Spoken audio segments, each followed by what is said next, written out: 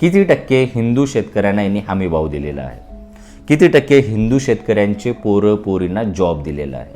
किती टक्के हिंदू शेतकऱ्यांच्या पोरांचे आज लग्न रखडलेले, त्यांना जॉब नाही, त्यांच्या मालाला भाव नाही आणि शेतकऱ्यांना पोरी देत नाहीत? मग साधा उदाहरण आहे की तुम्ही जर एखाद्या धर्मासाठी काम करत असाल तर त्या धर्मातले सगळ्यात जास्त लोक आज दरिद्रीच्या रेषेखाली चाललेले आहेत.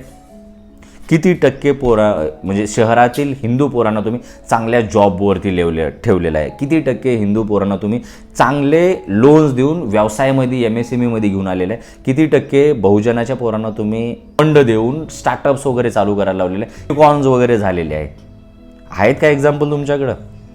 मग तुम्ही कुणाच्या धर्मासाठी लढत आहात, तुम्ही कुणाच्या जातीसाठी लढत आहात, हे ह्या राज्याला, ह्या राज्यातील जनतेला समजून घ्यायची वेळ आलेली आहे. आत्ता ही कंडिशन आहे 10 वर्षामध्ये. जर आपण विचार नाही केला, जर आपण ह्यांना प्रश्न नाही विचारला, जर आपण ह्यांच्या मुद्द्यावर नाही आपल्या मुद्द्यावर बोलायला भाग नाही पाडला, तर आपल्यापेक्षा आपल्या पोरांची अवस्था काय असणार आहे विचारसुद्धा करू नका.